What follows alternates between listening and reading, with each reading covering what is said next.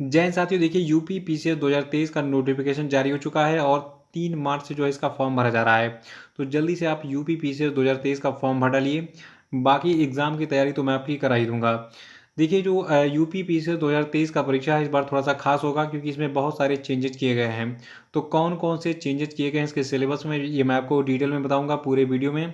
तो शुरू से अंत तक वीडियो में हो रही है। देखिए बहुत सारे बच्चे पहली बार पीसीएस में जो है यानी कि यूपी पीसीएस की परीक्षा देंगे, तो उन सभी को मैं शुभकामनाएं देना चाहता हूं। और आपको बता दूं कि आपको घबराने की ज़रूरत नहीं है क्योंकि देखिए बहुत टफ परीक्षा नहीं होती है। बस थोड़ा सा धैर्य बनाकर और सही दिशा में जो है प्रयास करेंगे तो आपको पहले ही प्रयास में सफलता मिल जाएगी। तो सफलता कैसे मिलेगी, इसके लिए आपको सिलेबस जानना बहुत ज़रूरी है। देखिए सिलेबस पे चर्चा करने से पहले बता दूं, जो लोग नए हो चैनल को सब्सक्राइब जरूर कर लेंगे, साथ में बेल आइकन प्रेस कर देंगे ताकि आने वाले सभी वीडियो का नोटिफिकेशन आपको मिलता रहेगा। और वीडियो को लाइक और शेयर भी कर दीजिएगा और कमेंट बॉक्स में जरूर बताइएगा कि आपको वीडियो कैसा लगा। देखिए जो Uttar Pradesh public service commission है यानी कि उत्तर प्रदेश लोक सेवा आयोग है, ये हर साल जो है साल में एक बार ये परीक्षा आयोजित करती है। और इस परीक्षा को 3 चरणों में आयोजित किया जाता है। जो पहला चरण होता है उसको हम कहते हैं प्रीलिम्स यानी कि प्रारंभिक परीक्षा, जो कि बहुविकल्पीय तरीके का होता है। और दूसरी होती है मुख्य परीक्षा यानी कि मेंस एग्ज़ाम, जो कि लिखित परीक्षा कही जाती है।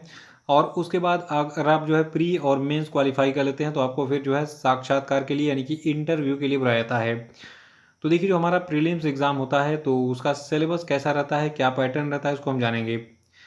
देखिए सबसे पहले पेपर्स की बात करें तो देखिए प्रीलिम्स में 2 पेपर होते हैं, ठीक है। पेपर फर्स्ट जो होता है उसको हम सामान्य अध्ययन कहते हैं और पेपर 2 जो होता है उसको हम सी सेट कहते हैं यानी कि सिविल सर्विसेज एप्टीट्यूड टेस्ट, ठीक है। तो सामान्य अध्ययन में कौन कौन से विषयों के प्रश्न आपको मिलेंगे, सी सेट में क्या क्या चीज़ें पूछी जाती हैं, इसको हम आगे जानेंगे वीडियो में।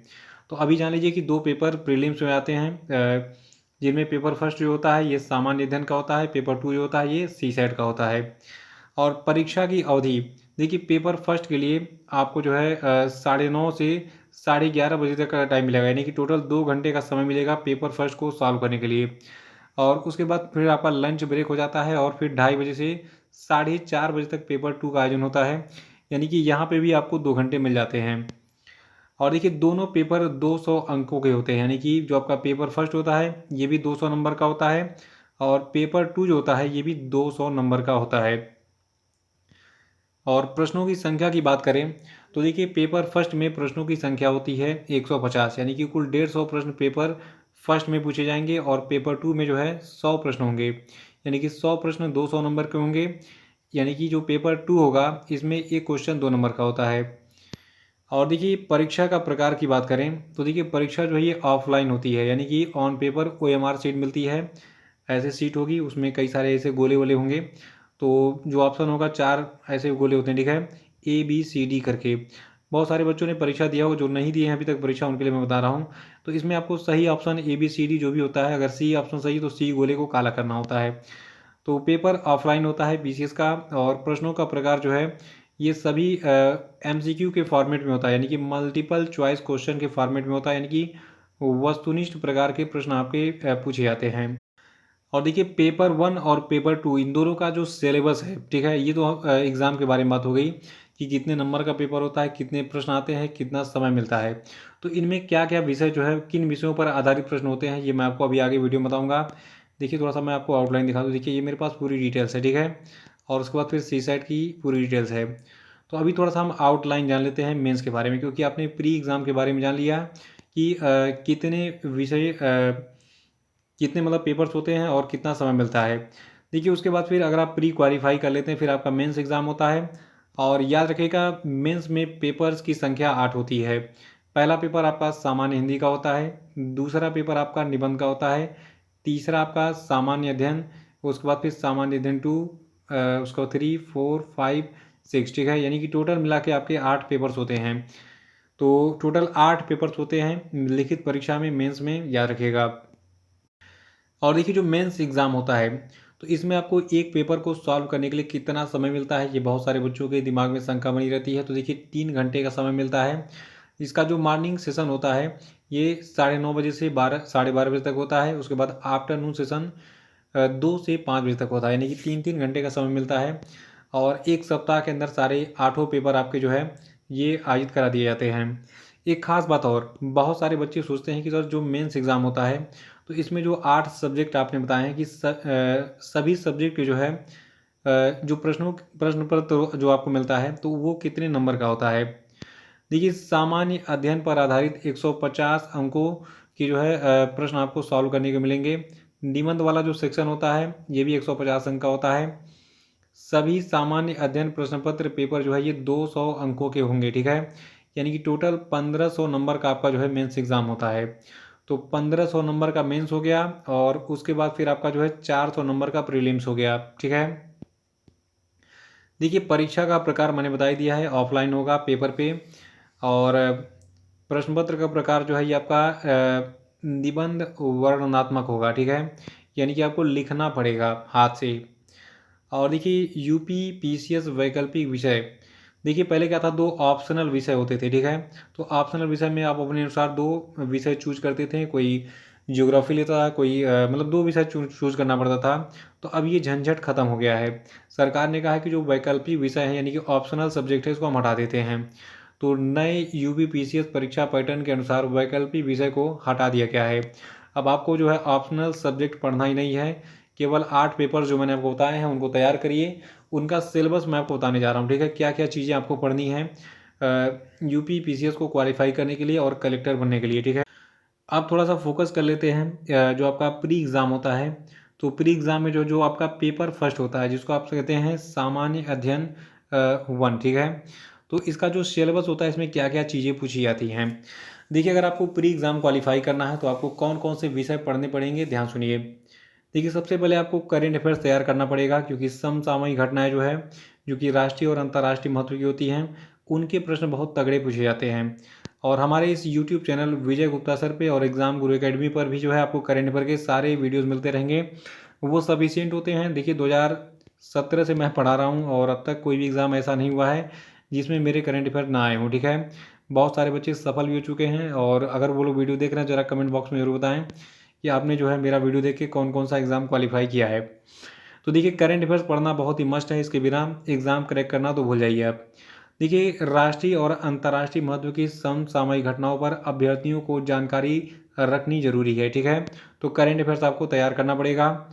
और देखिए, भारत का इतिहास पढ़ना पड़ेगा आपको, और भारतीय राष्ट्रीय आंदोलन यानी कि जो आपका स्वतंत्रता संग्राम आंदोलन था तो उससे संबंधित प्रश्न पूछे जाएंगे कि कौन सा आंदोलन कहाँ पे हुआ और कब किसको फांसी हुई, कौन सा सत्याग्रह कब हुआ, ठीक है। तो इतिहास के अंतर्गत जो है भारतीय इतिहास के सामाजिक, आर्थिक और राजनीतिक पक्षों की व्यापक जानकारी पर विशेष ध्यान देना होगा आपको। और भारतीय राष्ट्रीय आंदोलन पर अभ्यर्थियों से स्वतंत्रता आंदोलन की प्रकृति तथा विशेष राष्ट्रवाद का अभ्युदय तथा स्वतंत्रता प्राप्ति के बारे में सामान्य जानकारी अपेक्षित है। उसके बाद देखिए, जियोग्राफी के प्रश्न आपको पढ़ने पड़े मतलब पूछे जाएंगे आपसे जो है प्री में। तो भारत एवं विश्व का जो भूगोल है ये पढ़ना पड़ेगा, यानी कि इंडियन जियोग्राफी और साथ में जो आपका विश्व का भूगोल है, ठीक है। तो इन दोनों को पढ़ना पड़ेगा। देखिए, इसके अंतर्गत क्या पढ़ना पड़ेगा आपको। देखिए, भारत और विश्व का जो भौतिकी है, सामाजिक और आर्थिक भूगोल है, और विश्व भूगोल में विषय की केवल सामान्य जानकारी की परख आपसे पूछी जाएगी। भारत का भूगोल के अंतर्गत देश के भौतिक, सामाजिक और आर्थिक भूगोल से संबंधित प्रश्न जो है पूछे जाएंगे। मतलब कहने मतलब वही है, कर्क रेखा किन किन राज्यों को काटती है, किन को 2 बार काटती है, कौन सी नदी को कितनी बार काटती है, मतलब इस टाइप के प्रश्न पूछे जाते हैं। कौन सा पर्वत श्रृंखला कहाँ पे स्थित है, तो ये सारे प्रश्न पूछे जाते हैं। और अगर आप चाहते हैं कि मैं आपको पूरी जियोग्राफी कवर करा दूँ तो कमेंट बॉक्स में जरूर बताइएगा, ठीक है। आपको सारे यूपी पीसीएस की तैयारी मैं यहीं पे करा दूंगा। और देखिए, इसके अलावा भारतीय राजनीति एवं शासन, संविधान और राजनीतिक व्यवस्था, पंचायती राज, लोकनीति, आधिकारिक प्रकरण आदि पर आधारित प्रश्न आपसे पूछे जाएंगे। तो इंडियन कॉन्स्टिट्यूशन यानी कि भारतीय संविधान के जो है जितने भी अनुच्छेद वगैरह हैं ये सारी चीज़ें पूछी जाएंगी जो है एग्जाम में। और इसके अलावा इकोनॉमी के प्रश्न यानी कि आर्थिक और सामाजिक विकास, सतत विकास, गरीबी, अंतर्विष्ट जनसांख्यिकी, सामाजिक क्षेत्र के इनिशिएटिव प्रश्न जो है ये सब पूछे जाएंगे। देखिए, मैंने एक वीडियो बना के अपलोड किया था सेंसस 2011 यानी कि जनगणना 2011 का वीडियो, ठीक है। और वो स्टेट का भी किया था, मतलब यूपी का भी किया था मैंने और इंडिया का भी। तो भारत की जनगणना और उत्तर प्रदेश की जनगणना पर आधारित आपसे प्रश्न पूछे जाएंगे और अर्थव्यवस्था से संबंधित जो है प्रश्न भी पूछे जाएंगे, ठीक है। तो जनगणना का वीडियो देख लीजिएगा। पूछा जाता है कि किस राज्य में मतलब सबसे अधिक लिंगानुपात है महिलाओं का, किस में कम है, या फिर किस राज्य में सबसे अधिक साक्षरता दर है पुरुषों की और महिलाओं की। तो ऐसे प्रश्न एग्जाम में पूछे जाएंगे। और देखिए, पर्यावरण एवं पारिस्थितिकी संबंधित सामान्य विषय, जैव विविधता एवं जलवायु परिवर्तन से संबंधित जो है प्रश्न आपसे पूछे जाएंगे। और उसके बाद फिर सामान्य विज्ञान के प्रश्न आपसे पूछे जाएंगे, यानी कि जनरल साइंस से संबंधित प्रश्न पूछे जाएंगे। इसमें आपकी फिजिक्स, केमिस्ट्री, मैथ, ठीक है, मैथ दिमाग में आ गया, फिजिक्स, केमिस्ट्री, बायोलॉजी, ठीक है, इन सबसे अधिक प्रश्न पूछे जाएंगे। देखिए, सामान्य विज्ञान में सबसे अधिक प्रश्न होते हैं बायोलॉजी के, विटामिन के बारे में, यानी कि कौन कौन सा कितने प्रकार के विटामिन होते हैं, किस विटामिन की कमी से कौन सा रोग होता है, इस प्रकार के प्रश्न, कौन सी गैस को सूंघने से हंसी आती है, मतलब इसी टाइप के सामान्य क्वेश्चन आपसे पूछे जाते हैं। तो अगर आप कहेंगे कमेंट बॉक्स में बताएंगे तो आपको जो है सामान्य विज्ञान के भी वीडियोस यहाँ पे प्रोवाइड करा दिए जाएंगे। तो इतना मतलब ये कर लेंगे चीज़ें जो है। देखिए, सामान्य विज्ञान के लिए सबसे बेस्ट बुक आपकी लूसेंट की है, इससे अच्छी कोई बुक ही नहीं है, इतना पढ़ लेंगे काफ़ी है। तो ये था प्री एग्ज़ाम का पेपर 1। और उसके बाद फिर आपका जो लंच ब्रेक होगा उसके बाद फिर पेपर 2 का एग्ज़ाम आपको देना पड़ेगा, यानी कि सिविल सर्विसेज एप्टीट्यूड टेस्ट का जो है एग्ज़ाम देना पड़ेगा। इसमें आपको 2 घंटे का समय मिलता है और इसमें जो है अंक गणित, बीज गणित, रेखा गणित और सांख्यिकी और फिर general English up to class 10th level के ये पूछे जाते हैं। तो इन सभी चीज़ों में क्या क्या होता है ये मैं आपको बता दूंगा। और स्कूल स्तर तक के पाठ्यक्रम में सम्मिलित किए जाने वाले जो आपके विषय हैं, जैसे कि आपका हो गया पर्यायवाची, ये सारी चीज़ पूछी जाती हैं, तो उसको मैं भी डिटेल में बता दूंगा आपको, ठीक है।